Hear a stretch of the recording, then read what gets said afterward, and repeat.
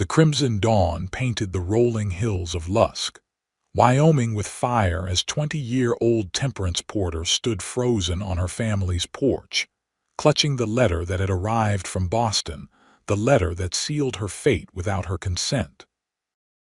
Her hands trembled as she reread the words, each one driving a spike deeper into her heart.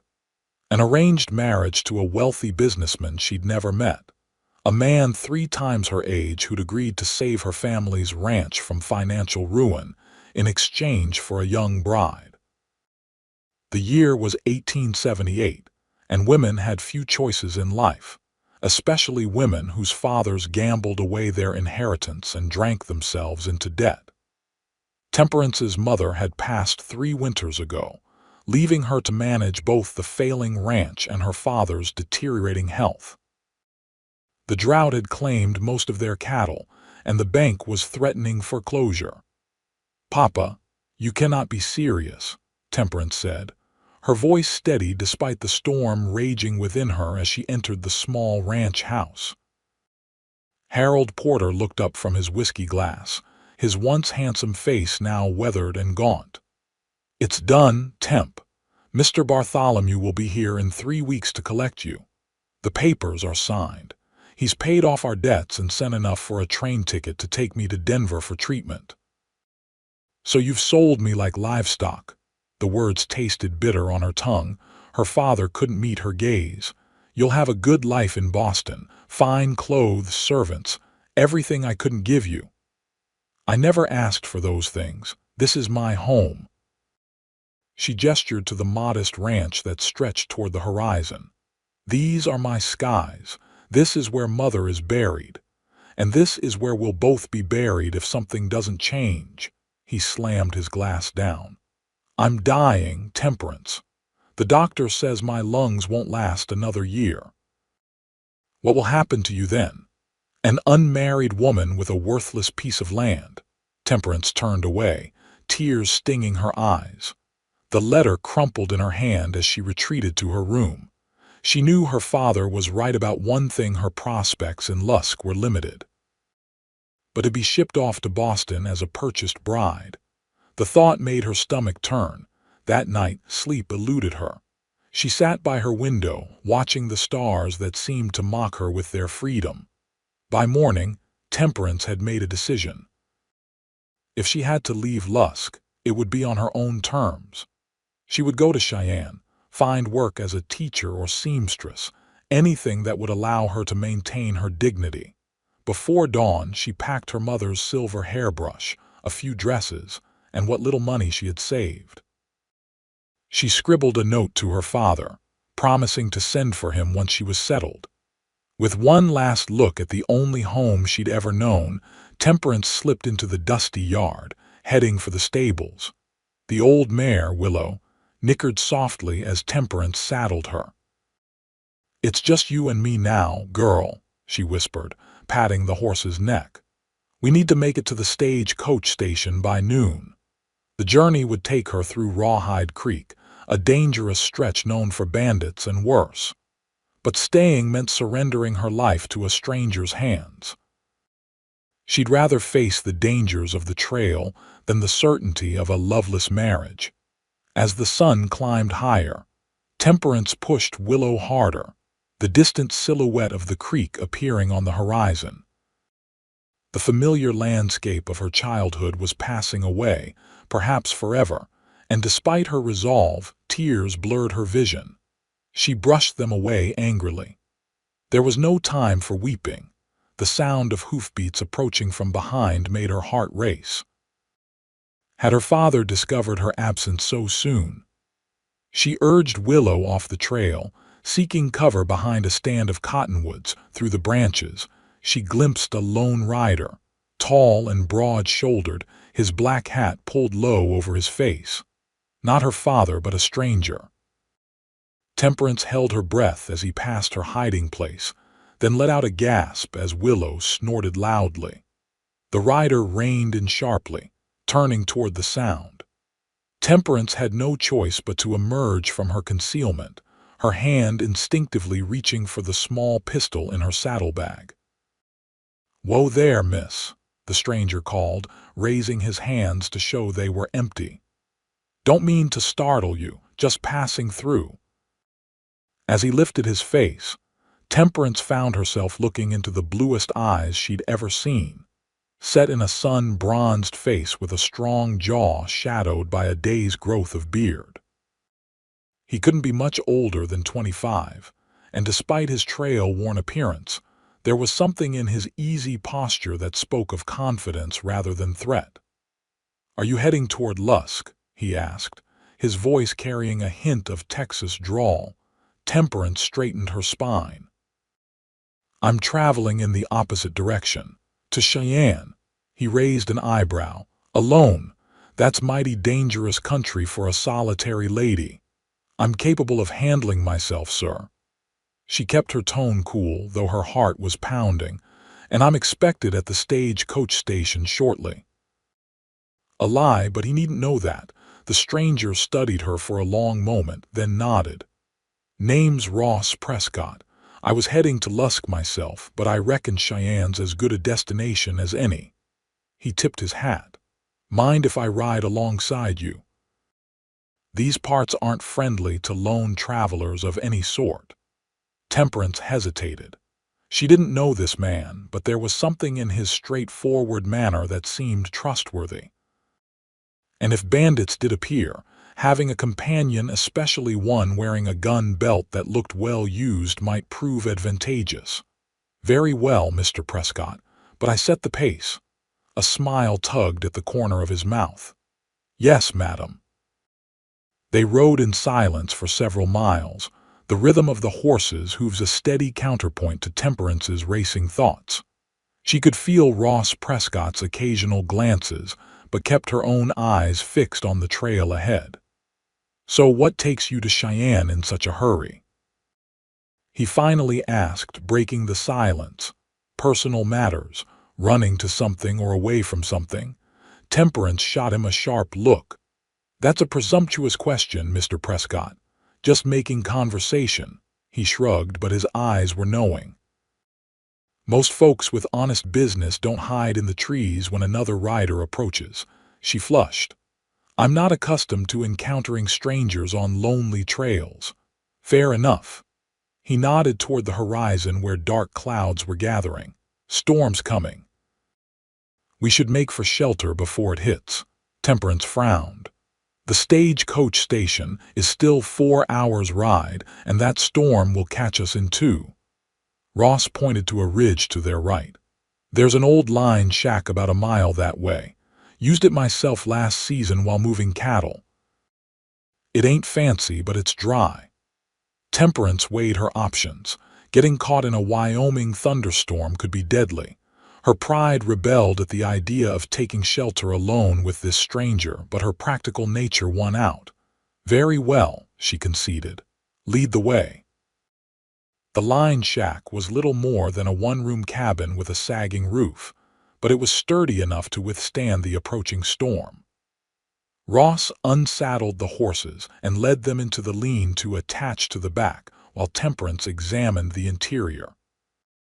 A rough-hewn table, 2 chairs, and a narrow cot were the only furnishings. Dust covered everything, but there was a small stack of firewood beside the stone fireplace. Temperance busied herself sweeping the worst of the dirt away with a bundle of dried grasses she found in the corner. Ross returned, carrying his saddlebags and rifle. "It'll be tight quarters, but better than being drenched." He glanced at her work. "You're making it downright homey." "Cleanliness is a virtue, Mr. Prescott. So my mama always said." He set about starting a fire. "Got some coffee and jerky in my bags. Not much of a supper, but it'll keep body and soul together." The storm broke just as they'd settled in, rain lashing against the small windows and wind howling through the cracks in the walls. Despite the conditions, Temperance found herself relaxing as they shared the simple meal. There was something comforting about Ross's quiet competence, the way he moved with assurance in the small space, careful to maintain a respectful distance. "You know these lands well." she observed as lightning illuminated the cabin. Ross nodded, sipping his coffee. Been working as a trail boss, moving herds from Texas up to Wyoming and Montana. Seen most of the territory between here and the Rio Grande.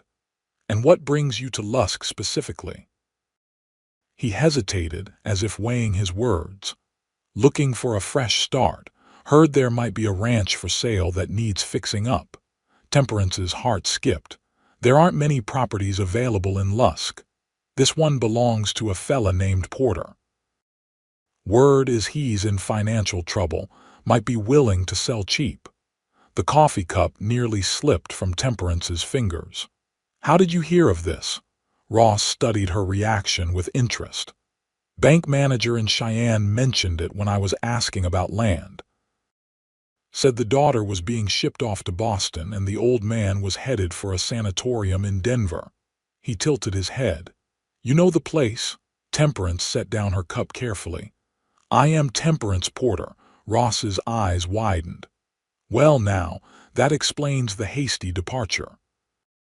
He leaned forward. Mind telling me what you're running from, Miss Porter? For real this time? She hesitated, but what did it matter now? My father arranged a marriage for me to settle his debts.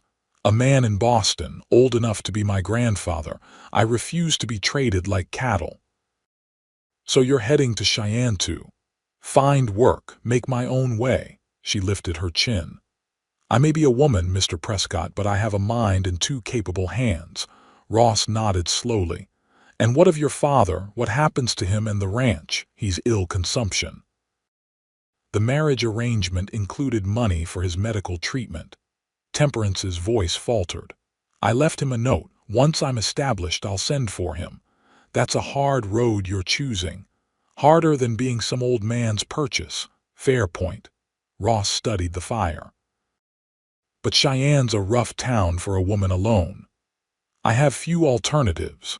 The storm raged through the night, forcing them to share the small cabin until morning. Ross insisted Temperance take the cot while he spread his bedroll near the fire. Despite her misgivings, she slept soundly, exhausted from the emotional strain of the day. She woke to the smell of coffee and bacon. Ross had ventured out at first light, checking snares he'd set the previous evening and returning with 2 rabbits.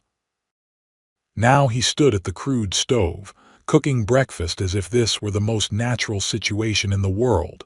Storms passed, he said when he noticed her watching. But the creek's running high. We'll need to find another crossing. Temperance sat up, smoothing her rumpled dress. You seem to have thought this through. Been in worse spots. He handed her a tin plate of food. Eat up. We've got a long ride ahead. She accepted the plate, her fingers brushing his. The brief contact sent an unexpected warmth through her. Thank you. They ate in companionable silence, then set about packing up their few belongings. As Temperance folded the blanket from the cot, she caught Ross watching her with an unreadable expression. What is it? She asked. He seemed to come to some decision. I've been thinking about your situation. I might have a proposition for you. Temperance tensed. Mr. Prescott, if you're suggesting nothing improper, he assured her quickly. Hear me out. I came to Wyoming looking for a ranch to buy. You have a ranch you're being forced to abandon. Seems to me there might be a way to solve both our problems. My father has already accepted money from Mr. Bartholomew. The ranch isn't his to sell anymore. Has the deed been transferred? Temperance frowned. I don't believe so. The agreement was that it would happen after the marriage. Then it's still legally your father's property. Ross leaned against the table. What if I were to match Bartholomew's offer, pay off your father's debts, provide for his medical care, but without the personal requirements? Why would you do that? Suspicion colored her voice. Because I need a ranch, and from what I've heard, the Porter property has good water rights and grazing land. It's undervalued because of your father's mismanagement. Ross held her gaze steadily. This is a business proposition, Miss Porter, nothing more. Temperance considered his words. It seemed too convenient, too perfect a solution to have simply fallen into her lap. And what would happen to me in this arrangement? That would be your choice. You could take your share and go to Cheyenne as planned, or, he hesitated, you could stay on as a partner. You know the land, the cattle, the local markets. That knowledge is valuable. A partner. Temperance couldn't hide her surprise. Women don't typically hold such positions. I'm not much for typically. Ross smiled. My mother ran our family ranch for 15 years after my father died. Taught me everything I know about cattle and a good deal about people too. Temperance's mind raced with possibilities. To save the ranch, provide for her father, and maintain her independence, it seemed impossible. Yet this stranger was offering her exactly that. This is unexpected. I need time to consider. Of course. Ross nodded. But we should head back to Lusk soon if we want to catch your father before he sends out a search party. The ride back to Lusk was faster than Temperance's flight from it had been. They forded the swollen creek at a wider crossing Ross knew of, then made good time across the prairie. The storm had left the air clean and the grass glistening. Despite her uncertainty about Ross's proposition, Temperance felt her spirits lifting with each mile that brought them closer to home. Ross spoke little during the journey, giving her space to think. When they crested the final rise that overlooked the Porter Ranch, Temperance reined in her horse, taking in the familiar sight of the whitewashed farmhouse, the weathered barn, and the corrals where she'd learned to ride as a child. It's not much, she said softly, but it's been in our family for 2 generations. Ross surveyed the property with a practiced eye. Good placement. Protected from the north winds, close to water. Your grandfather chose well. He built that house with his own hands after bringing my grandmother out from Pennsylvania. Pride warmed her voice. She taught school in the front room until they built the schoolhouse in town. Sounds like a remarkable woman. She was. Temperance straightened her shoulders. Mr. Prescott, before we go any further, I need your word that this isn't some elaborate scheme to take advantage of our situation. Ross met her gaze directly. Miss Porter, I give you my word as a Prescott that my offer is genuine. Business, plain and simple. Your father can confirm my references with the bank in Cheyenne if he wishes. Something in his steady look convinced her. Very well. Let's speak with my father. Harold Porter was sitting on the porch when they rode in, a rifle across his knees. His face, haggard with worry, transformed to relief when he saw his daughter, then clouded with anger. Temperance Mary Porter, where in God's name have you been? He struggled to his feet, coughing into a handkerchief. And who the devil is this? Temperance dismounted, approaching her father cautiously. Papa, this is Mr. Ross Prescott. He assisted me when I got caught in the storm yesterday. Ross tipped his hat respectfully. Mr. Porter, your daughter speaks highly of you. Harold's suspicious gaze shifted between them. Does she now? Strange, considering she ran off without so much as a goodbye. I left a note, Temperance said quietly, and I've returned, as you see. To pack your things for Boston, I hope. Harold's voice was hard. Mr. Bartholomew's lawyer sent word. He'll be arriving next week instead of 3 weeks from now, eager to claim his bride, it seems. Ross stepped forward. Sir, if I might have a word with you about that matter, I believe I have an alternative proposition that might interest you. Harold glared at him. This doesn't concern you, stranger. It does if I'm offering to buy your ranch for a fair price, enough to cover your debts and your medical expenses in Denver. Temperance watched her father's expression shift from hostility to wary interest. Papa, please listen to what Mr. Prescott has to say. For my sake. Inside the house, seated at the kitchen table where generations of Porters had taken their meals, Ross laid out his proposal. He would purchase the ranch at market value, paying off the bank loans immediately. Harold would receive enough money for his treatment, plus a small stipend to live on afterward. "And what of my daughter?" Harold asked, eyeing Ross suspiciously. "Is she part of this bargain too?" "No, sir." Ross's voice was firm. "Miss Porter is free to make her own choices. However, I've suggested she might consider staying on as a partner in the operation, given her knowledge of the property and the business."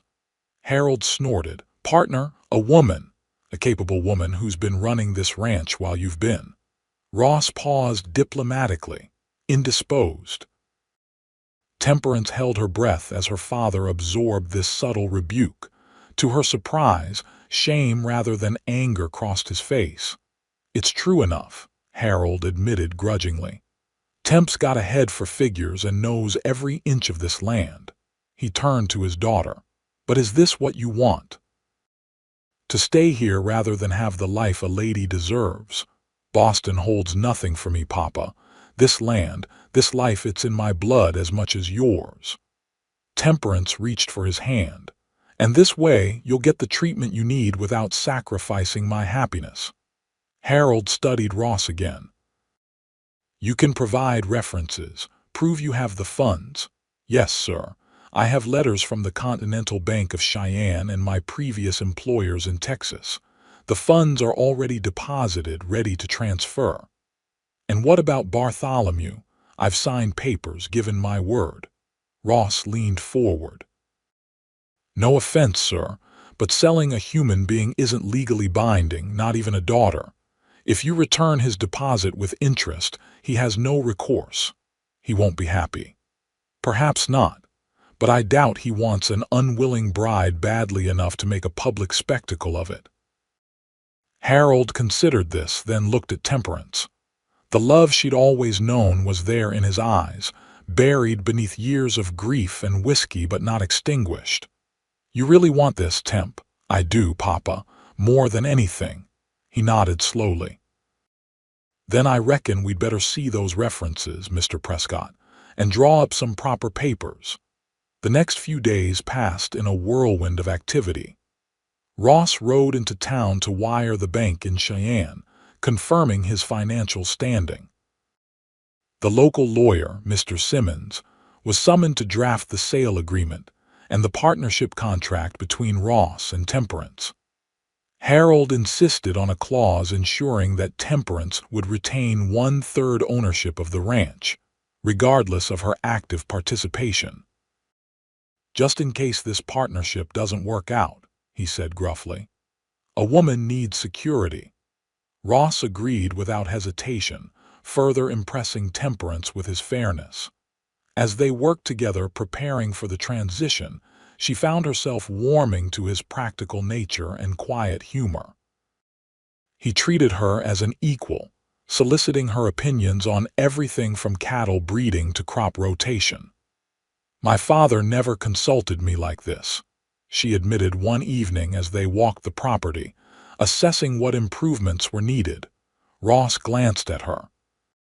"My mother would have boxed my ears if I didn't listen to a woman's perspective. She always said men see half the picture at best." "She sounds remarkable." She was. A shadow passed over his face. "Lost her to influenza 3 years ago. That's when I sold our place in Texas and started working the trails. Couldn't bear to stay there without her." Temperance understood that kind of grief all too well. "And now, are you ready to put down roots again?" "I believe I am." His blue eyes met hers, and something unspoken passed between them, a tentative connection that left Temperance feeling oddly breathless. 4 days after Ross's arrival, a sleek black carriage pulled up in front of the Porter ranch house. A thin man in an expensive suit stepped down, looking disdainfully at the modest surroundings. Behind him, a much older gentleman emerged, leaning heavily on a silver-topped cane. "Mr. Bartholomew, I presume," Harold said from the porch, where he sat with Ross and Temperance flanking him like sentinels. "Indeed." The older man's gaze fixed on Temperance, appraising her as one might examine merchandise. "And this must be my bride-to-be. Stand up, girl. Let me see you properly." Temperance felt Ross tense beside her, but she placed a restraining hand on his arm as she rose. "Mr. Bartholomew, I'm afraid there's been a change of circumstances." "Change?" His bushy eyebrows drew together. "What nonsense is this? We have a contract, Porter." Harold cleared his throat. "Perhaps we should discuss this inside, gentlemen." The conversation that followed was tense but civil. Harold explained the new arrangement, offering to return Bartholomew's deposit with interest. The businessman was livid, his face reddening alarmingly. "This is outrageous. I've made all the arrangements. Purchased a trousseau, planned the wedding breakfast. You can't simply back out now." Ross, who had remained silent until this point, spoke up. "Mr. Bartholomew, I understand your disappointment, but surely you wouldn't want an unwilling bride." "Willing?" Bartholomew scoffed. "What has that to do with anything? Marriage is a contract, a business arrangement. The girl's feelings are irrelevant." Temperance felt her blood boil. "I am not the girl, sir. I am Temperance Porter, and my feelings are very much relevant to my own life." "Impertinent chit," Bartholomew turned to Harold. "You've raised a willful daughter, Porter. All the more reason she needs a firm hand." "The only thing my daughter needs is respect," Harold replied, surprising Temperance with his sudden defense. "And I was wrong to try to sell her future without consulting her." "This is absurd." Bartholomew rose, leaning on his cane.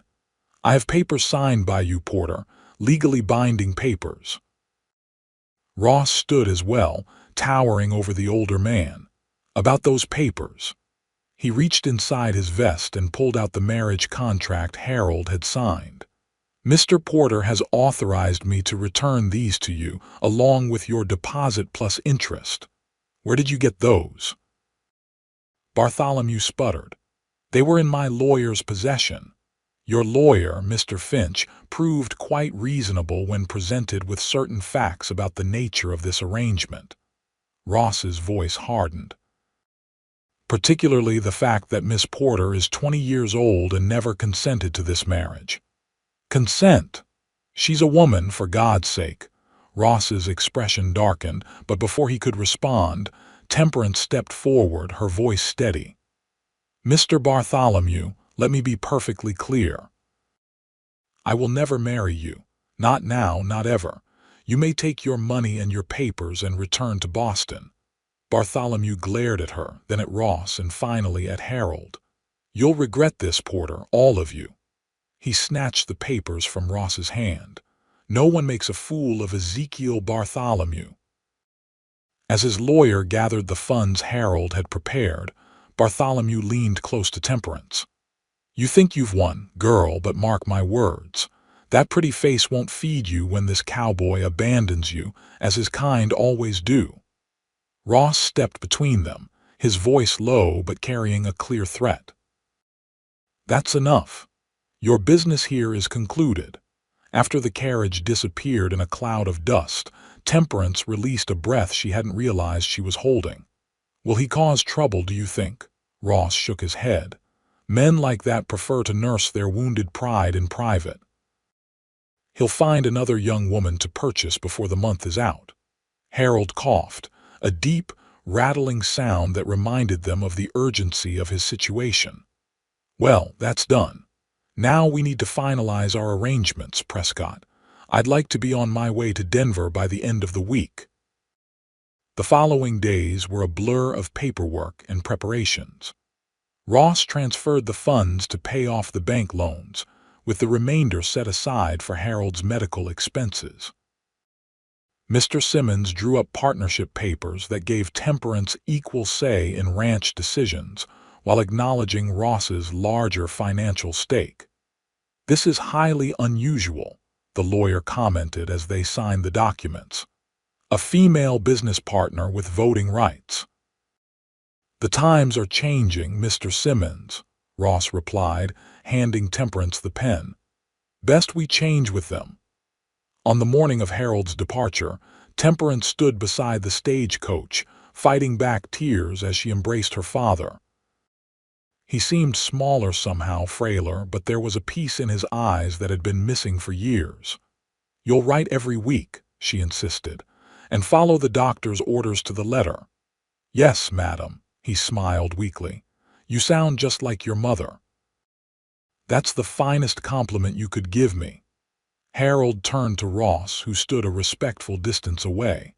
"Take care of her, Prescott, and the ranch. Both are precious to me. You have my word, sir." As the stagecoach pulled away, dust swirling in its wake, Temperance felt a curious mixture of sorrow and liberation. For the first time in her adult life, she was neither daughter nor caretaker. She was a woman with a future of her own choosing. Ross seemed to sense her thoughts. "Changes coming fast, aren't they? Like a prairie storm." She looked up at him. "I keep waiting for the fear to set in, but instead I feel ready." He smiled, the expression warming his blue eyes. "That's because you are ready, Miss Porter. You've been running this ranch in all but name for years." "Temperance," she corrected him. "If we're to be partners, you should use my given name." "Temperance," he tested the word. "It suits you, though I've seen little evidence of the restraint it implies." She laughed, surprised by his teasing. "I reserve my temperance for important matters, Mr. Prescott. Running headlong from arranged marriages doesn't qualify." "Ross," he countered, "and I'm mighty glad you ran. Otherwise, I'd be haggling with some other rancher over water rights instead of standing here with you." The warmth in his voice stirred something in Temperance that she promptly tried to ignore. This was a business arrangement, nothing more. The fact that Ross Prescott was handsome, honorable, and treated her as an equal was irrelevant to their partnership. Or so she told herself as they walked back to the house, their house now, to begin the work of transforming the struggling Porter Ranch into a thriving enterprise. The first months of their partnership established a rhythm of shared labor and mutual respect. Ross brought modern ideas about cattle breeding and range management, while Temperance contributed her knowledge of local conditions and markets. They worked from sunrise to sunset, repairing fences, culling the herd, and planting new crops. Letters arrived regularly from Harold, reporting slow but steady improvement in Denver. The clean air and specialized treatments were helping his lungs, though the doctors warned he would never fully recover. He wrote fondly of a widow named Alina who ran the boarding house where he stayed, noting her excellent apple pies with a frequency that made Temperance smile. As summer gave way to autumn, the ranch began to show signs of renewal. Ross had purchased additional cattle, including a prize bull that would improve their stock. The hay harvest was abundant, ensuring feed for the winter. In town, where initial skepticism about their unusual arrangement had been high, attitudes were gradually shifting as the Porter Prescott Ranch began showing signs of prosperity. One evening in late September, Temperance sat on the porch, mending one of Ross's shirts as the sunset painted the sky in vivid oranges and pinks. Ross emerged from the barn, his shirt sleeves rolled up and hay dust clinging to his dark hair. Temperance found her eyes lingering on the strong line of his jaw, the way his smile appeared slowly, starting in his eyes before reaching his lips. "Penny for your thoughts," he said, settling into the chair beside her. She quickly looked down at her mending. "Just wondering if we should hire more hands for the winter. The Anderson boys will be out of school soon, looking for work." "Good idea. We could use the help with those new cattle." He stretched, his shoulders cracking. "Thought we might ride into town on Saturday. The harvest dance is coming up." Temperance's needle paused mid-stitch. "Oh, figured we should make an appearance. Good for business to be seen participating in community events." Ross kept his tone casual, but there was a questioning note beneath the words. Of course. Very practical. She resumed her sewing, ignoring the flutter in her stomach. For business reasons. Exactly. He cleared his throat. Though I wouldn't be opposed to a dance or two, for appearance's sake. Temperance bit back a smile. For appearance's sake. Saturday arrived clear and crisp, with the first hint of winter in the air. Temperance spent longer than usual preparing for the trip to town, finally selecting her best dress, a deep blue cotton with white trim that her mother had made for her 20th birthday. She pinned up her chestnut hair, allowing a few curls to frame her face, and added a touch of rose water behind her ears. When she emerged from her bedroom, Ross was waiting in the parlor, dressed in clean black trousers and a crisp white shirt.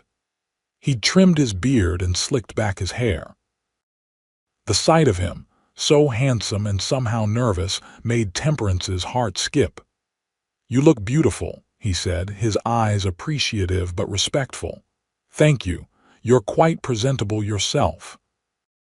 The ride to town was filled with light conversation about ranch matters, both of them carefully avoiding any mention of the dance itself. As they approached Lusk, they could hear fiddle music drifting from the town hall, mixing with laughter and the stomping of feet. The hall was decorated with autumn leaves and harvest bounty, lanterns casting a warm glow over the crowded room. Heads turned as Ross and Temperance entered, curious eyes assessing the pair who had caused such a stir months earlier. "Miss Porter, Mr. Prescott." The mayor's wife bustled over, her round face beaming. "We're so pleased you could join us. Everyone's been hoping to see more of you both." Ross tipped his hat. "Wouldn't miss it, Mrs. Dearborn. The Porter Prescott Ranch is proud to be part of this community. And what a fine job you're doing with that place. Harold would be proud to see it now." She lowered her voice conspiratorially. "And speaking of Harold, is it true he's been keeping company with a certain Denver lady?" Temperance smiled. "Father mentions an Alina Whitman quite frequently in his letters. They appear to enjoy each other's company." "How lovely. Romance is ageless, don't you think?" Mrs. Dearborn's meaningful glance between Ross and Temperance made her intentions clear. Before either could respond, the older woman was swept away by other guests demanding her attention. "Subtle as a stampede," Ross murmured, his eyes twinkling. "Welcome to small-town life. Everyone considers your business their own." "Well, in that case, we might as well give them something to talk about." Ross offered his hand. "May I have this dance, Miss Porter?" The fiddles were playing a lively reel, couples whirling across the wooden floor in a blur of color and movement. Temperance hesitated only a moment before placing her hand in his. "I should warn you, I haven't danced in years." "Neither have I. We'll stumble together." But they didn't stumble. Ross led with confidence, his hand warm and steady at her waist, guiding her through the turns and steps as if they'd been dancing together all their lives. Temperance found herself laughing, caught up in the music and the joy of movement. When the dance ended, she was breathless, her cheeks flushed. "You lied, Mr. Prescott. You're an excellent dancer. Only with the right partner." His voice had dropped, intimate despite the crowded room. They danced 3 more times before taking a break for refreshments. As Ross went to fetch them punch, Temperance found herself surrounded by curious neighbors, all eager for details about the ranch and her relationship with Ross. "He's my business partner," she repeated for what felt like the 100th time to Abigail Simmons, the lawyer's daughter. "Business partners don't look at each other the way he looks at you," Abigail said with a knowing smile. "Or dance as if no one else exists." Before Temperance could respond, Ross returned with 2 cups of punch. "Ladies," he greeted the gathered women politely.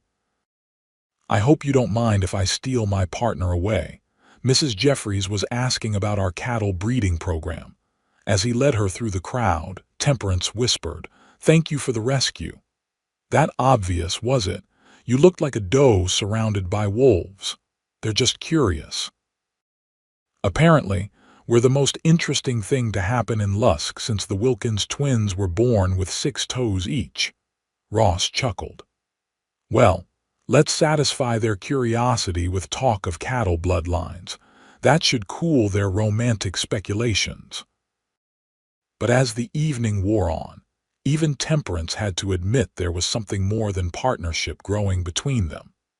She felt it in the way his hand lingered on hers, the way his eyes sought her out across the room, the private smiles they shared over the absurdities of small-town gossip.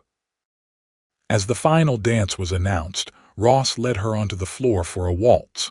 The fiddles played a sweet, melancholy tune and couples moved in slow circles around them. Ross held her closer than before, his voice low near her ear. "I've been thinking, Temperance. A dangerous pastime," he smiled. "Perhaps, but necessary. These past months working with you, getting to know you, they've meant a great deal to me." Her heart quickened. "They've meant a great deal to me as well. I came to Wyoming looking for land, for a fresh start. I never expected to find someone like you." His blue eyes were serious now. "I know we entered this arrangement as a business matter, but I find myself hoping it might become something more, in time."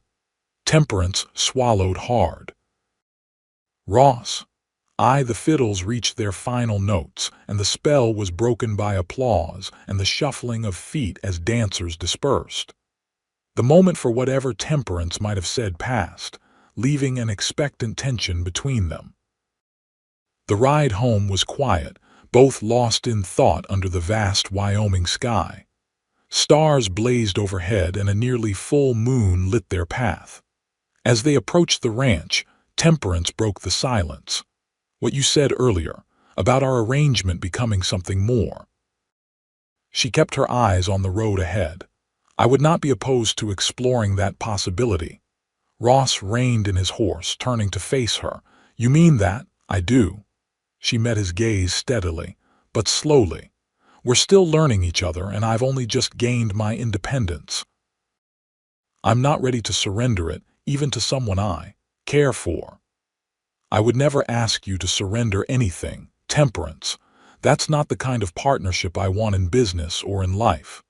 The sincerity in his voice warmed her more than any declaration of passion could have. "Then I believe we understand each other." "We do." He smiled, that slow smile that began in his eyes. "And we have all the time in the world." Winter descended on Wyoming with its usual ferocity, blanketing the ranch in snow and ice. The work was harder in the cold months, breaking frozen water troughs, ensuring the cattle had access to feed, maintaining the buildings against the relentless wind. But there was also a peaceful quality to the season, with long evenings spent by the fire, reading or talking or simply existing in comfortable silence. Ross and Temperance moved cautiously in their evolving relationship. A touch of hands passing the coffee pot, a lingering glance across the dinner table, occasional rides together to check the herd when one person could have managed alone. Small moments that built a foundation of trust and affection. Letters from Harold continued to arrive, though less frequently as the snow made mail delivery challenging. He reported continued improvement in his health and increasing fondness for Eleanor Whitman. "A remarkable woman," he wrote. "Reminds me of your mother in her practical wisdom, though Eleanor has a mischievous streak that would have shocked your sainted mama." In January, a blizzard swept across the territory, trapping Ross and Temperance in the house for 3 days. They passed the time inventorying supplies, planning spring plantings, and playing endless games of checkers. On the second night, as wind howled around the eaves, Ross shared stories of his childhood in Texas, of his mother's strength after his father's death, of his dreams for the future. I always wanted a family, he admitted, staring into the fire. A wife who was also a friend, children to teach and learn from, a legacy beyond just the land. Temperance, curled in the chair opposite, felt her heart expand at the simple honesty of his words. That's a beautiful dream. What about you? What did you want before life got in the way? She considered the question. I never thought much beyond this ranch. It was always my world, my future. But I did dream of having a voice in that future, of being heard and valued from my mind as well as my hands. She glanced at him. You've given me that, a voice. You always had a voice, Temperance. I just had sense enough to listen. The blizzard ended, but something had shifted between them, a deeper understanding that made their daily interactions more meaningful. By February, the entire town of Lusk had decided they were courting, despite their protestations that they were simply business partners. Might as well admit it, Ross said one evening as they returned from church, where the preacher had unsubtly included them in a sermon about Ruth and Boaz. They'll think what they want regardless, Temperance laughed. I suppose you're right. Does it bother you, the speculation? Not at all. He helped her down from the wagon, his hands lingering at her waist. Does it bother you? She looked up at him, struck again by the openness of his expression, the warmth in his blue eyes. No, she said softly. It doesn't bother me. March brought the first signs of spring, patches of grass emerging from melting snow, the return of birds, longer days filled with light and promise.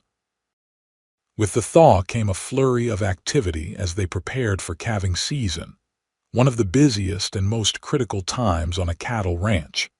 Ross hired the Anderson boys and 2 other local youths to help, but the work still required long hours from both partners.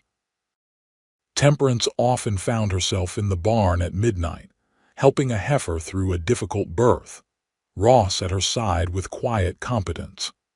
It was during one such night, exhausted but triumphant after successfully delivering twin calves, that everything changed between them.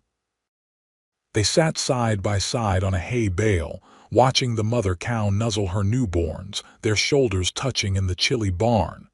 Beautiful, isn't it? Temperance whispered, not wanting to disturb the peaceful scene. New life. Ross nodded, then turned to look at her. By lantern light, her face was soft, tendrils of hair escaping from her braid, a smudge of dirt on her cheek. To him, she had never been more beautiful. Temperance, he said, his voice rough with emotion. I love you. The words hung between them, simple and profound. Temperance's breath caught as she met his gaze, seeing the vulnerability there, the hope. I love you too, she replied, the truth of it washing through her like a spring flood. I think I have for some time now. Ross reached out, gently brushing his thumb across her cheek to remove the dirt smudge. Then, with infinite care, he leaned forward and kissed her.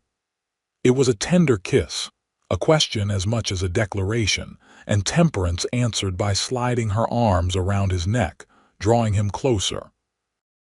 When they finally broke apart, Ross pressed his forehead to hers. I've been wanting to do that since the harvest dance. Why did you wait so long? I needed you to be sure, to know your own mind and heart without pressure. He touched her face again, reverent. Your independence matters to me, Temperance. Your choice matters. Tears pricked her eyes at his understanding. You are nothing like the future that was decided for me. You are everything I would have chosen if I'd known to dream so boldly. They stayed in the barn until dawn, talking and planning and occasionally kissing, as the twin calves found their feet and began to explore their new world. By the time they returned to the house, hand in hand, they had decided to marry in June, after calving season but before the summer cattle drive. The news spread through Lusk like wildfire, met with knowing smiles and claims of "I told you so" from nearly every quarter. Mrs. Dearborn immediately appointed herself unofficial wedding planner. offering the town hall for the reception and promising to organize a quilt-making circle as a wedding gift. Harold's response arrived by telegram. Delighted stop Alina and I will attend stop have news of our own stop letter follows the letter. When it arrived, brought joyful tidings. Harold and Alina had married in a quiet ceremony in Denver. His health had improved enough that the doctors believed he could return to Wyoming, not to work but to live comfortably in retirement. Alina, a widow with a modest inheritance of her own, had suggested they purchase a small house in town, close enough to visit the ranch regularly but maintaining their independence. "Your father has found happiness again," Ross said as they read the letter together. "Just as you have." "As we both have," Temperance corrected, squeezing his hand. "It seems the Porter women have a talent for finding good men, even if we take unconventional paths to do so." Spring progressed into early summer, the ranch flourishing under their care. The calves grew strong, the crops emerged in neat rows, and preparations for the wedding continued amid the daily work. Temperance found herself humming as she tended the vegetable garden or rode the fences with Ross, a contentment she had never expected to find. One afternoon in late May, as they were discussing which fields to plant with winter wheat, a cloud of dust on the horizon announced an approaching rider. Ross shaded his eyes against the sun. "Looks like the mail carrier." But as the rider drew closer, Temperance recognized the sleek black horse and rigid posture of a man she had hoped never to see again. "It's not the mail, it's Mr. Bartholomew's lawyer." Mr. Finch dismounted with a grimace, brushing dust from his expensive suit. "Miss Porter, Mr. Prescott." His tone was coldly professional. "I bring correspondence from my employer." He handed Ross an official-looking envelope, then remounted without waiting for a response. "Good day to you both." As the lawyer rode away, Ross and Temperance exchanged worried glances before opening the letter. Inside was a formal legal document and a brief note in an elegant hand. "My dear Miss Porter, I trust this finds you well, though perhaps not for long. Enclosed you will find a notice of claim against your property based on an unpaid promissory note signed by your father some years ago. As the current owner, you are now liable for this debt, which with interest amounts to a considerable sum more, I suspect, than your charming little ranch can afford. Consider this my wedding gift. Yours truly, Ezekiel Bartholomew." Ross examined the promissory note, his expression grim. "This appears legitimate. Your father borrowed a substantial amount from Bartholomew 6 years ago with the ranch as collateral. According to this, the loan was due in full last month. But that's impossible. Papa never mentioned this." Temperance's mind raced. "And why would Bartholomew wait until now to collect, unless it's revenge?" Ross folded the papers carefully. "He's been waiting for the right moment to strike. Can he do this? Take the ranch if the debt is valid, yes. We'd need to pay it in full within 30 days or face foreclosure." Ross rubbed his jaw, thinking. "We should ride into town, speak with Mr. Simmons, and telegraph your father he might remember details about this loan." The news from both sources was discouraging. Mr. Simmons confirmed that the promissory note appeared legally binding, and Harold admitted in a hastily sent telegram that he had indeed borrowed from Bartholomew years earlier, during a particularly bad drought. "I thought it was settled when I agreed to the marriage arrangement," Harold wrote. "Bartholomew implied the debt would be forgiven as part of the dowry. There was nothing in writing to that effect, but his word seemed sufficient at the time." "A deliberate trap," Ross said grimly as they rode back to the ranch that evening. "He never intended to forgive the debt, just held it in reserve in case things didn't go his way." Temperance's stomach churned with anxiety. "The amount with interest, we don't have that kind of money, Ross." Not without selling most of the herd, and even then. We're not selling anything. His voice was firm. And we're not losing this ranch, not after everything we've built together. But how can we possibly pay? I don't know yet. But I promise you, Temperance, I will find a way. Over the next 2 weeks, Ross exhausted every possibility. He approached the bank in Lusk, but they were unwilling to extend such a large loan against property that might soon be in legal jeopardy. He wrote to his former employer in Texas, a wealthy cattle baron who might have the resources to help, but received no immediate response. He even considered selling his own inheritance, a small parcel of land in Texas that had been his mother's, but the process would take months, far longer than the 30-day deadline. As the deadline approached, Ross became increasingly withdrawn, spending long hours riding the range alone or poring over account books in search of money that simply wasn't there. Temperance watched him with growing concern, her heart breaking at the burden he carried. "Ross," she said one evening, finding him slumped at the kitchen table staring at Bartholomew's letter, "this isn't your fight alone." He looked up, exhaustion etched in his face. "I promised I'd protect you, protect the ranch. I've failed." "No." She pulled up a chair beside him, taking his hands in hers. "You haven't failed. Bartholomew is using underhanded tactics to punish us for defying him. The failure is his moral character, not your protection. But the ranch is just land and buildings." She squeezed his hands. "Important, yes. My heritage, yes. But not worth your suffering like this. If we lose it, we'll start again somewhere else, together." Ross stared at her, wonder replacing some of the despair in his eyes. "You would leave here, the only home you've ever known. For you, yes." The certainty in her voice surprised even herself.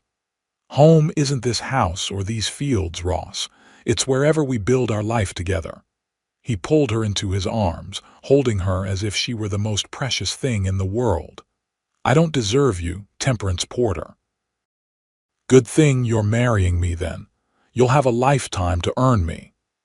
The next morning, as they sat discussing their limited options over breakfast, the sound of approaching horses drew them to the porch. To their astonishment, a familiar black carriage led the procession, followed by several riders and a second, more modest carriage. "Bartholomew," Ross muttered, instinctively moving to stand in front of Temperance. "What the devil does he want? The deadline isn't for another week." Ezekiel Bartholomew descended from his carriage with the help of his driver, his aged face set in smug satisfaction. Behind him, Mr. Finch and 2 other men dismounted while the second carriage remained at a distance. "Good morning, Miss Porter. Mr. Prescott." Bartholomew's voice carried across the yard. "I trust you've had time to consider your situation." Ross stepped forward. "We still have a week to settle the debt, Bartholomew. Why are you here? I thought I'd save you the suspense."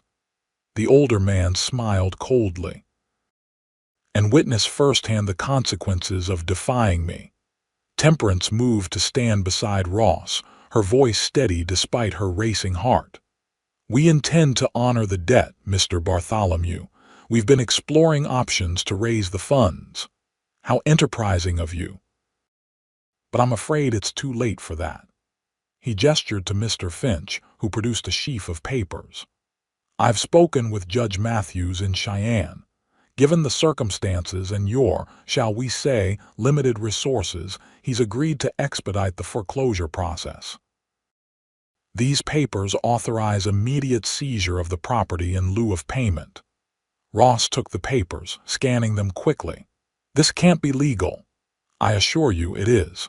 The judge is an old friend, very understanding of a gentleman's position when dealing with frontier difficulties." Bartholomew's gaze flicked dismissively over the ranch. "My men will begin the inventory immediately. You have until sundown to remove your personal belongings." White-hot anger surged through Temperance. "This is our home, our livelihood. You can't simply take it because your pride was wounded. On the contrary, Miss Porter, I can and will. His thin lips curved in a smile. Consider it a lesson in the realities of the world. Those with power and wealth make the rules. Those without. He shrugged. Well, they learn to obey. Ross took a step toward Bartholomew, his hands clenched at his sides. The older man's companions moved protectively closer, hands hovering near their weapons. Easy, cowboy, Bartholomew taunted. Violence will only complicate your situation. For a moment, tension crackled in the air like lightning before a storm. Then, to everyone's surprise, the door of the second carriage opened, and a distinguished-looking man in his 60s emerged, followed by a younger man carrying a briefcase. I believe I've heard enough, the older man called, striding forward with purpose. Ezekiel, you always did have a flair for the dramatic. Bartholomew's face drained of color. Governor, what are you doing here? Governor Thaddeus Ainsworth, recently elected to lead the Wyoming Territory, approached the group with the confident bearing of a man accustomed to command. I was visiting Cheyenne when the most curious legal matter was brought to my attention. A respected judge suddenly expediting a foreclosure without proper process, at the behest of a Boston businessman with no ties to our territory. He glanced at the papers in Ross's hand. May I? Ross handed over the documents, confusion evident on his face. The governor examined them briefly before passing them to his companion. My legal secretary agrees with my assessment. These papers constitute an abuse of judicial authority. He turned to Bartholomew. Did you really think you could manipulate our territorial justice system for a personal vendetta? This is a private business matter, Bartholomew sputtered. You have no right to interfere. When the integrity of our courts is compromised, it becomes very much my concern. The governor's voice hardened, especially when it threatens citizens of Wyoming who contribute to our economy and community. Temperance stepped forward. Governor Ainsworth, we appreciate your concern, but there is a legitimate debt. My father did borrow the money. So I understand. Mr. Prescott explained the situation in his letter. The governor smiled kindly at her confusion. Yes, Miss Porter, your fiancé wrote to my office last week, not seeking intervention in the debt itself, but questioning the legality of the accelerated foreclosure. Ross looked equally surprised. I never expected you to come personally, sir. Sometimes matters require a personal touch. The governor turned back to Bartholomew. Now then, the debt stands, but the methods of collection must follow proper legal channels. Miss Porter and Mr. Prescott will have their full 30 days, after which if the debt remains unpaid, normal foreclosure proceedings may begin. Is that understood? Bartholomew's face had turned an alarming shade of purple. This is outrageous. I demand. You are in no position to demand anything, sir. The governor's voice cut like steel. In fact, I believe Judge Matthews will be very interested to hear how his name was used in this matter. I suspect the documents you presented were not authorized by him at all. Mr. Finch shifted uncomfortably, avoiding his employer's gaze. Bartholomew, seeing his lawyer's reaction, seemed to deflate slightly. Now, the governor continued, I suggest you return to Cheyenne and await the proper resolution of this matter. Unless you'd prefer to discuss potential charges of attempting to defraud Wyoming citizens. With a final glare of impotent rage, Bartholomew signaled to his men and limped back to his carriage. This isn't over, he hissed as he passed Ross and Temperance. One way or another I will have satisfaction. As the black carriage departed, Governor Ainsworth turned to the stunned couple. Well, that was invigorating. I haven't faced down a bully since my schoolyard days. Ross found his voice first. "Governor, we can't thank you enough for your intervention, but the debt is still valid. We still have to find the money within the month." "Actually, that brings me to the second reason for my visit." The governor gestured to his carriage. "I believe I have someone who might help with that particular problem."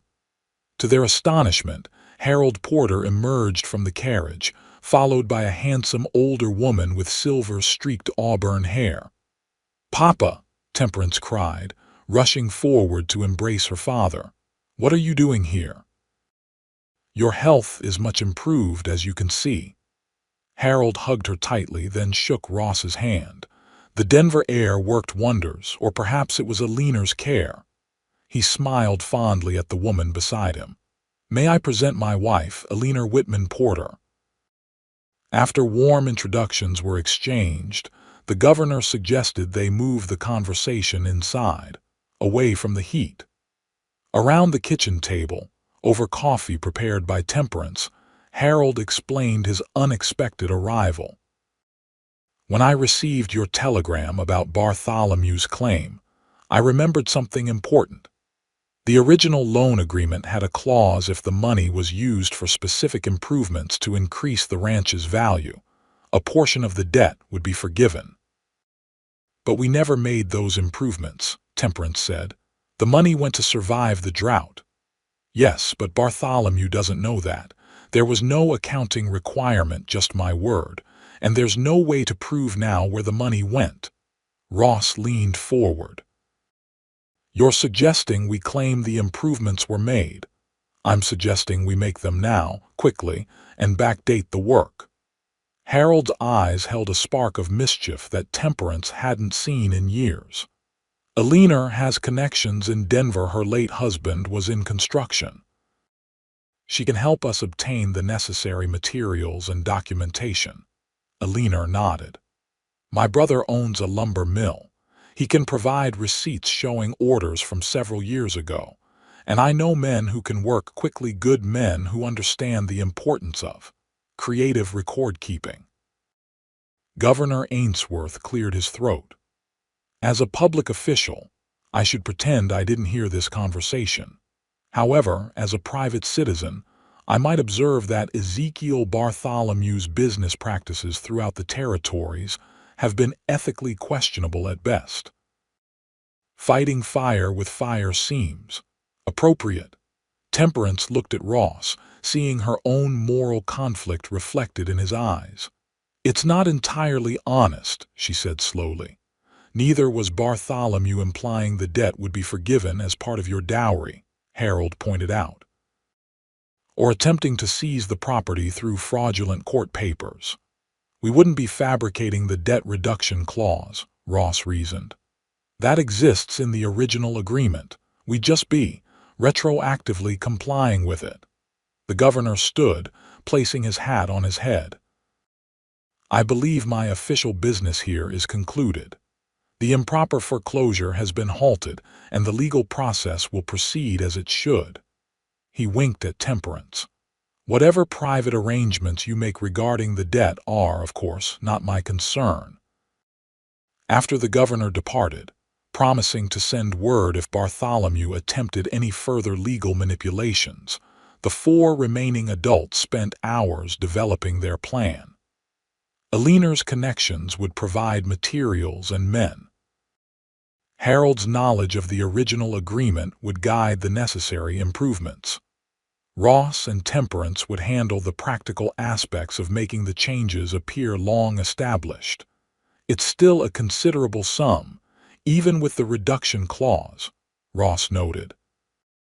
"But between what we have saved and what Alina can loan us, we should manage it." "And I've brought another resource," Harold added. "The modest inheritance my father left me. I never touched it, even in the worst times. I always planned for it to be Temperance's dowry someday."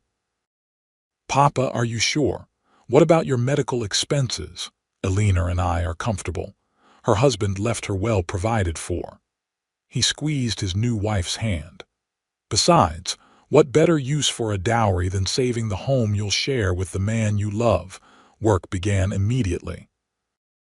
Alina's brother arrived from Denver with lumber and supplies, accompanied by skilled carpenters. They reinforced the barn, added a new wing to the main house, and constructed a system of irrigation ditches that appeared weathered and established. Harold, though unable to do physical labor, supervised the paperwork, creating a meticulous record of past improvements that would satisfy even the most skeptical examiner. Throughout this whirlwind of activity, Temperance found herself drawing closer to her father, truly understanding him for the first time. His desperate arrangements with Bartholomew, while misguided, had been born of love and fear for her future. Seeing him now with Alina, happy and purposeful despite his illness, healed wounds Temperance hadn't realized were still raw.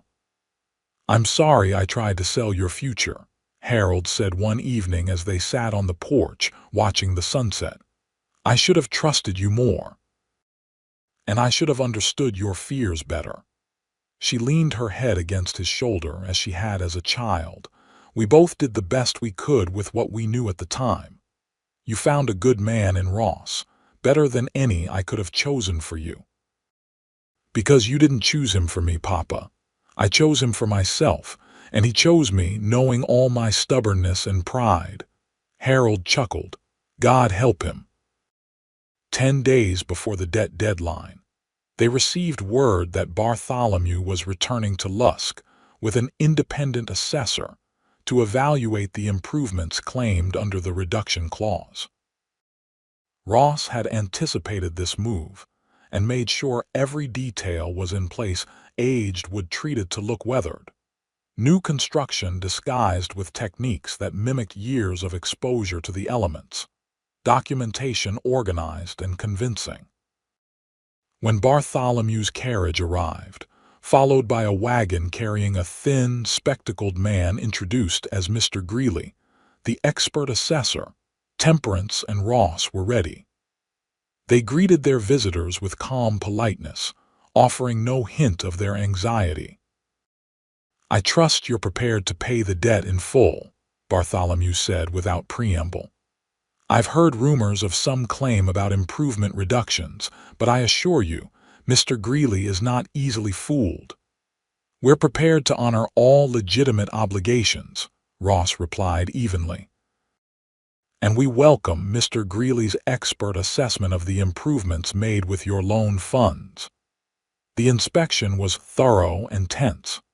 Mr. Greeley meticulously examined each structure, consulted the documentation, and asked pointed questions about construction methods and materials. Temperance held her breath each time he paused to make notes or peer more closely at a join or foundation. By late afternoon, the assessment was complete. Mr. Greeley conferred privately with Bartholomew, whose expression grew increasingly thunderous as they spoke. Finally, the assessor approached Ross and Temperance. "Based on my evaluation, the improvements specified in the reduction clause have indeed been implemented. Some years ago, judging by the weathering and settling, very solid work." He adjusted his spectacles. "According to the terms of the original agreement, this reduces the debt by 40%. "This is absurd," Bartholomew exploded. "These improvements were not made when the loan was issued. They're recent they must be." Mr. Greeley looked offended. "Sir, I have 30 years of experience in construction assessment. The irrigation system alone shows at least 5 years of soil erosion patterns. The barn extension has weathered consistent with the original structure, unless you're suggesting I don't know my business." Bartholomew's mouth opened and closed wordlessly. Temperance stepped forward, her voice calm but firm. "Mr. Bartholomew, we are prepared to pay the adjusted amount in full today. Mr. Simmons has the funds in escrow and can transfer them immediately in exchange for a document acknowledging the debt as satisfied. I refuse. This is clearly a conspiracy to defraud me." Bartholomew turned to Mr. Greeley. "How much did they pay you for this false report?" The assessor drew himself up indignantly. "I have never been so insulted in my professional career. Governor Ainsworth himself recommended me for this position because of my impartiality. If you question my integrity, perhaps we should discuss the matter with him directly." The mention of the governor seemed to drain the last fight from Bartholomew. His shoulders slumped, and for a moment he looked every one of his 70 years. "Very well," he muttered. "The reduced amount, but I want it in cash today with the transfer witnessed by Mr. Finch." Ross nodded. "We'll ride into town immediately and complete the transaction at the bank." As Bartholomew turned to leave, Temperance called after him. "Mr. Bartholomew," he paused, looking back with undisguised contempt. "I am sorry that things unfolded this way. I hope you find happiness in Boston." For a brief moment, something like regret flickered across the old man's face. Then his expression hardened again. "You've won this round, Miss Porter. But remember, in this world, a woman without a powerful man's protection is always vulnerable. Your cowboy won't live forever." "Neither will you, sir," she replied softly. "And I'd rather face uncertainty with love than security with resentment." After the bank transaction was completed and Bartholomew departed for Cheyenne, and presumably Boston thereafter, Ross and Temperance returned to the ranch with the debt satisfaction papers clutched firmly in hand. Harold and Alina were waiting on the porch, faces anxious. "It's done," Ross announced, lifting Temperance off the wagon and spinning her around in jubilation. "The ranch is free and clear." Celebrations lasted well into the night, with Harold proposing toast after toast, until Alina gently reminded him of his health. As the older couple retired to the guest room, Ross pulled Temperance onto the porch, beneath a sky blazing with stars. "I have something for you," he said, reaching into his pocket. "I've been carrying it for weeks, waiting for the right moment." He produced a small velvet pouch and emptied its contents into her palm, a delicate gold ring set with a small but perfect diamond. "It was my mother's," he explained. "She made me promise to give it only to a woman as strong and loving as she was. I found that woman in you, Temperance." Tears blurred her vision as he took the ring and slipped it onto her finger. "With this ring, I'm asking you properly, with no business arrangements or practical considerations. Will you marry me because you love me as I love you?" "Yes," she whispered, her heart so full it felt like it might burst. 1,000 times yes. They were married 2 weeks later in a simple ceremony in the town church, with Harold proudly walking his daughter down the aisle. Alina stood as matron of honor, and Governor Ainsworth himself attended, bringing news that Judge Matthews had been removed from the bench for accepting bribes from Bartholomew in multiple cases.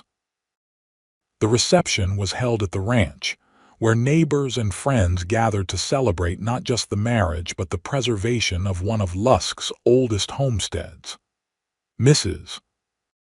Dearborn presented them with the promised quilt, sewn by the women of the town, and emblazoned with the newly designed Porter Prescott brand. As evening fell and lanterns were lit around the yard, Ross led Temperance away from the crowd to a quiet spot beneath the old oak tree where generations of Porters had carved their initials. He produced a pocket knife and handed it to her. "Your turn to leave your mark," he said. As a Porter and now a Prescott, Temperance carefully carved TPP beneath her father's and grandfather's initials, then handed the knife to Ross, who added his own RP beside hers. "A new chapter in the ranch's history," she said, tracing the fresh cuts with her fingertip. "The best chapter yet." He drew her into his arms. "When I rode into Wyoming, I was looking for land, for a place to build something lasting. I never expected to find someone who would make that place a home. And I never imagined that fighting for my independence would lead me to the one person I'd willingly share my life with." She smiled up at him. My future was decided without asking me, but you tore up those papers and asked what I wanted. And what do you want, Temperance Prescott? Now and for all our tomorrows. She wrapped her arms around his neck, the diamond on her finger catching the last light of day. This, you, our ranch, the family we'll build together. Everything I never dared to dream for myself. As Ross lowered his lips to hers, sealing their vows with a kiss more binding than any legal document, Temperance knew with absolute certainty that she had found her true home not in the land or the buildings, but in the love of the man who had given her the freedom to choose her own destiny. 5 years later, the Porter Prescott Ranch had become one of the most successful operations in the territory. The original herd had tripled in size, their breeding stock was sought after throughout the region, and the farmland produced abundant harvests. Ross and Temperance had expanded the main house to accommodate their growing family, 4-year-old Harold James, called Harry, and 2-year-old twin girls, Margaret and Alina. Harold Porter had passed peacefully the previous winter, having lived long enough to bounce his grandchildren on his knee and see the ranch flourish beyond his wildest dreams. Alina remained in their small house in town, a frequent visitor who delighted in spoiling her step-grandchildren. On a warm summer evening, as the children played in the yard under Alina's watchful eye, Ross found Temperance standing on the rise overlooking their property, her face tilted toward the setting sun. "Penny for your thoughts, Mrs. Prescott," he said, slipping his arms around her waist from behind. She leaned back against his chest, content. "I was thinking about choices, the ones made for us, the ones we make ourselves, and how the difference shapes everything that follows. Any regrets?" He nestled his chin on her shoulder. "Not one." She turned in his arms to face him, her eyes reflecting the same love he'd first seen in that lined shack during a storm, now deepened by years of partnership in all things. "Every challenge we've faced together. Every joy has been sweeter for sharing it with you." From the yard below, Harry's delighted squeal rose as Alina chased him around the oak tree, the twins toddling behind on chubby legs. Ross smiled at the scene, then looked back at his wife, still as beautiful to him as the day they met. "You know," he said thoughtfully, "I've been thinking about that north pasture. If we expand the irrigation there, we could double the hay production next season." Temperance laughed. "Always planning, Mr. Prescott, always looking to the horizon. With you beside me, how could I not? The future looks mighty promising from where I stand." As the sun dipped below the Wyoming mountains, painting the land in gold and shadow, Ross and Temperance walked hand in hand back to their home. Their children, their life built choice by choice, day by day, out of love and respect and the freedom to decide their own destiny. And in the years that followed, whenever young couples in Lusk faced opposition or arranged marriages or futures decided by others, they would hear the story of Temperance Porter and the cowboy who tore up the papers and asked what she wanted, a story that became legend in Wyoming territory, a testament to the power of choice and the enduring strength of love freely given.